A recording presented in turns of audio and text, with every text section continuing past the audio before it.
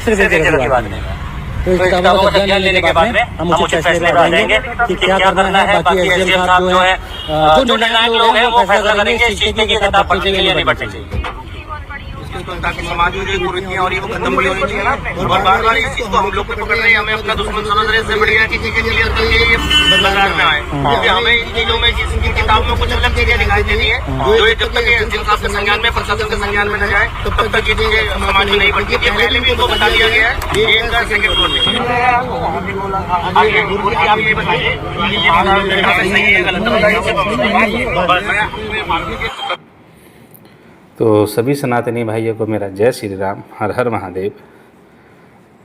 कुछ वीडियो आई है ये खटीमा शहर से, जो उत्तराखंड के उधम सिंह नगर का क्षेत्र पड़ता है। खटीमा एक शहर है छोटा सा। तो आज से पहले वहाँ ये रामपाल का जो ये है पुस्तकें है या कुछ ऐसी जो इनकी जो गतिविधियाँ वहाँ नहीं होती थी ये। तो अचानक से एक हफ्ते के अंदर ये गतिविधियाँ बढ़ी खटीमा में। तो लोगों के घर घर जाके बांटने लगे। पर वहाँ के लोगों को रामपाल के बारे में लगभग 95% लोगों को पता नहीं कि रामपाल नाम का कोई है और रामपाल इस प्रकार से एक संस्था चलाता है, उसके बारे में उनको कुछ पता नहीं है। तो ये गांव-गांव जाके पुस्तकें बांटने लगे, अपना प्रचार करने लगे ज़ोरों शोरों से, और बिना परमिशन लिए, ना एसडीएम की परमिशन ना किसी की परमिशन। तो स्थानीय लोगों ने, कुछ लोगों को पता था कि एक ये रामपाल जो है ये हरियाणा का है, जो आपराधिक मामलों में संदिग्ध है ये, और 6 लोगों की हत्या के केस में इसको उम्र कैद की सज़ा हुई है। और अभी कोर्ट ने कुछ समय के लिए जो वो सज़ा है उसको सस्पेंड किया है अस्थायी रूप से, क्योंकि रामपाल ने जो वो केस है, जो उम्र कैद का जो सज़ा सुनाई थी, उसको चैलेंज किया है सुप्रीम कोर्ट में।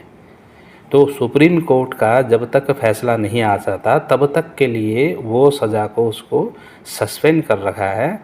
अगर सुप्रीम कोर्ट से ये ऑर्डर आता है या ये निर्णय आता है कि हाँ ये रामपाल जो निर्दोष था, ये जो हत्याएं हुई थी इसमें इसका कोई हाथ नहीं है, तो उस समय ये इस केस से वो बरी हो जाएगा।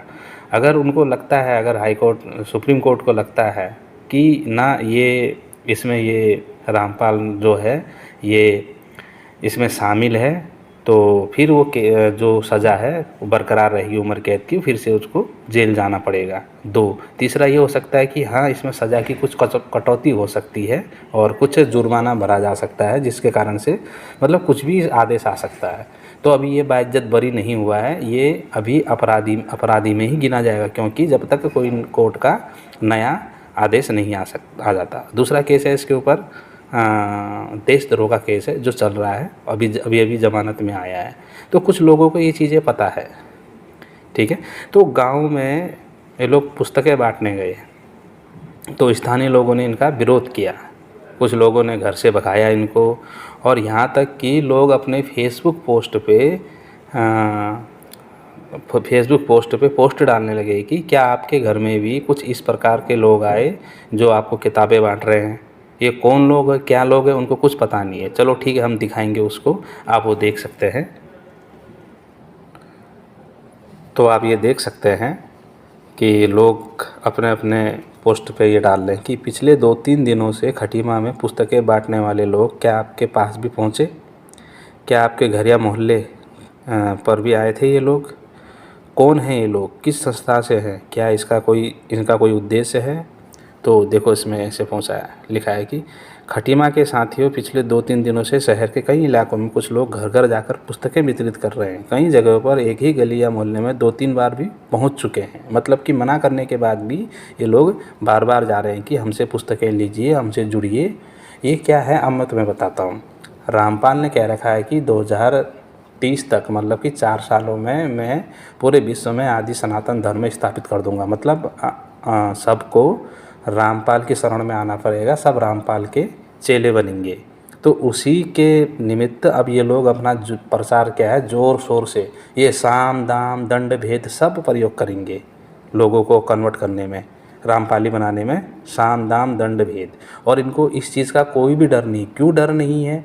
क्योंकि हमारा प्रशासन सोया हुआ है, एक, और इनको विदेशी फंडिंग भी होती है, दो, और सरकार का फुल सपोर्ट है। तो इस प्रकार से इनका क्या चल रहा है, एजेंडा चल रहा है। पर उत्तराखंड के लोग, वो तो भूमि है, वो तो देवताओं को मानते हैं, देवियों को मानते हैं, जगह जगह कुल देवताओं के मंदिर भी हैं। तो कुछ लोग कह रहे हैं कि ये चोर हैं, दिन में आएंगे, देख के जाएंगे और रात को चोरी करने आएंगे। कुछ लोग कह रहे हैं कि ये रामपाल के चेले हैं जो विधर्मी हैं। कुछ लोग कह रहे हैं कि ये ईसाईकरण वाले हैं, मतलब कि उनको मालूम नहीं है रामपाल के बारे में कि रामपाल कौन है। तो धीरे धीरे पता लगेगा। और इसके लिए मैं पोस्ट डालूँगा खटीमा के लिए कि ये कौन है, इसकी पूरी जानकारी वहाँ के स्थानीय लोगों को मैं उपलब्ध कराऊँगा कि जहाँ भी ये लोग दिखें तो इनको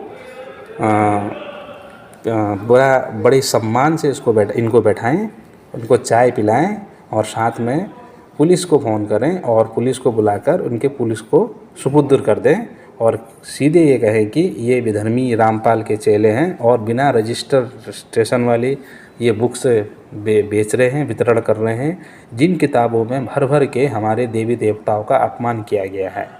बस सीधे पुलिस के हवाले कर दें इनको, और कुछ नहीं करना आपने। तो खटीमा वासियों से मेरा निवेदन है कि जहाँ कहीं भी दिखे बस यही करना है आपने इनके साथ, मारना पीटना नहीं है इन लोगों को, ना गाली गलौज करनी है, सीधे कानून का सहारा लेना, सीधे इनको पुलिस जो थाना ना जेल की हवा खिलानी है तो लाइन पे आएंगे। ठीक है? तो ऐसे लोगों को अपने जब आपके मोहल्ले में आए तो आपने यही करना है। ठीक है? तो अभी ये आगे की वीडियो आप देखिए वहाँ क्या क्या घटना घटी थी। ठीक है, चलिए।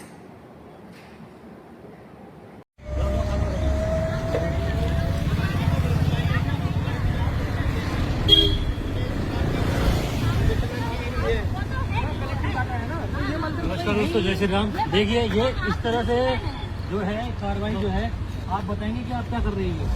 तो पहले भी मना किया गया है। आपकी किताब यह है कि जानने में है, इसे पूरा खोल के दिखाया जाए। आप मुझे इसमें बताएंगे क्या लिखा है इसमें? ये नहीं, ये पहले ये क्या लिखा है? सबसे पहला जो श्लोक है ना इनका, इसको ये करिए। ये क्या है? पूर्ण परमात्मा ने नमः। ये परमात्मा कौन से भगवान है? किसकी बात चल रही है? हाँ वही तो पूछ रहे हैं। पूर्ण परमात्मा अंदर ईसाई की कबीर से हमारे कई जगह से मतलब जो है सपोर्ट के कागज है इस्तेमाल करने। आप खटीमा की दिखा दीजिए हमको। खटीमा आप हमें खटीमा एक दूसरा क्षेत्र है, थारू जनजाति क्षेत्र है। यहाँ पर आप परमिशन लाए नहीं लाए, वो परमिशन कॉपी हमको दिखाइए। हाईकोर्ट से है सारे। आपके पास परमिशन है या नहीं? हम तो सही तो बोल रहे हैं परमिशन है, ज्ञानगंगा हम आपसे लड़ रहे हैं क्या? आप अभी आप खटीमा, अभी आप चकरपुर क्षेत्र में घूम रहे हैं। चकरपुर चौकी से परमिशन है आपके पास? परमिशन में आते हैं पुलिस वाले। नहीं, आपकी कौन सी चौकी पड़ती है? आपकी थाना खटिया पड़ता है, आप चकरपुर चौकी पड़ती है। आपने चौकी से परमिशन ली है? परमिशन है आप लोगों के पास?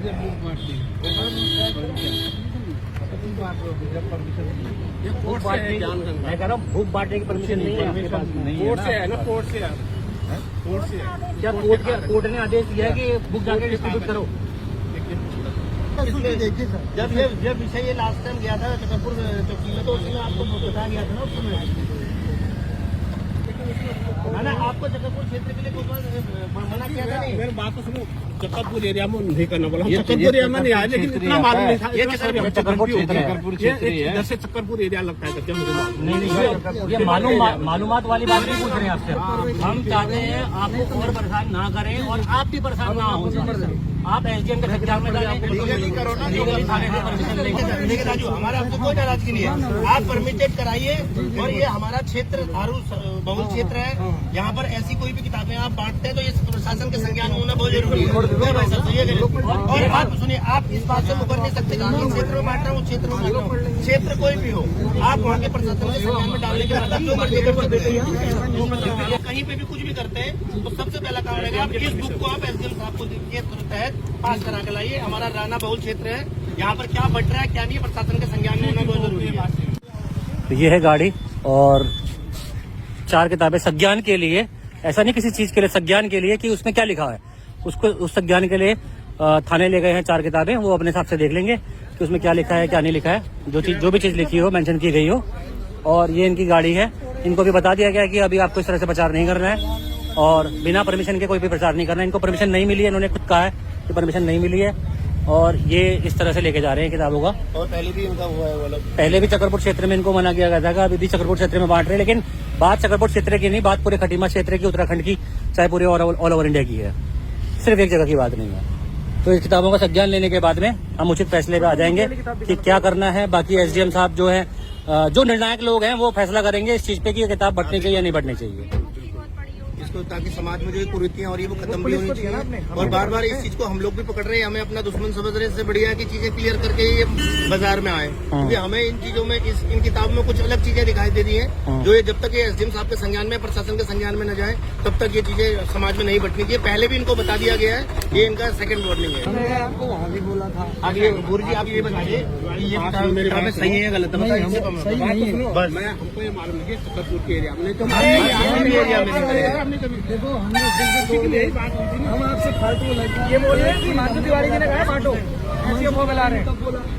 बाटो नहीं बोला है, ये बोल रहे हैं, मैं यहाँ खड़ा हूँ, बताओ। ये बात ही तो बोली ना आपने, माधु तिवारी ने वीडियो दिखाओ। गलत शब्द बोलेंगे तो फिर होगी लड़ाई। वहाँ से तलवार ने बोला यहाँ मत बांटो और जगह ऐसे बोला ही नहीं बोला। हमने बोला कि खटीमा के अंदर नहीं बटेगी। अभी आप नहीं बांट रहे हैं, बात खत्म हो गई है, ठीक है। अभी आप नहीं बांट रहे हैं, अभी आप गाड़ी बंद करें, अपनी जाएं, ठीक है। आप चलिए, ठीक है, चलिए। अभी हम कोई कार्रवाई नहीं कर रहे हैं ना, अभी हम कह रहे हैं कि आप जाइए। अभी आप इस कार्य को ना कर रहे, जब परमिशन बन जाए तो आप कर लो, है कि नहीं? मैं कह रहा परमिशन बना लीजिए आप स्वतंत्र हैं, लेकिन आप एसडीएम साहब से परमिशन लेने में दिक्कत क्या है?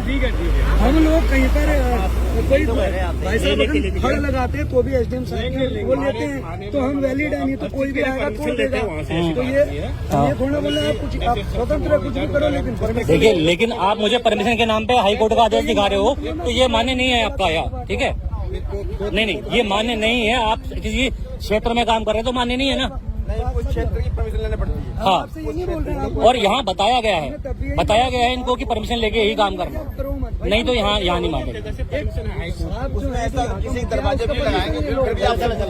ठीक है, अभी आप चलिए। तो हम कहाँ बात कर रहे हैं कि तुम करो? सत्संग के लिए, प्रचार के लिए, प्रसार के लिए लेते हैं। वही चीज बोल रहा हूँ। यही कह रहा हूँ, ना सत्संग, ना रैली, ना कोई किसी भी प्रकार का कार्य, जो भी हम कार्य करते हैं, हम भी तो बिना परमिशन के नहीं करते। ऐसा तो नहीं है हम बिना परमिशन के कोई कार्य करते हैं। हम भी सारे कार्य परमिशन के साथ ही करते हैं। एलिगेशन लगाने का मौका ही नहीं मिलेगा। अभी आप समेटिए, छोड़िए, भीड़ लगाने से कोई फायदा नहीं है।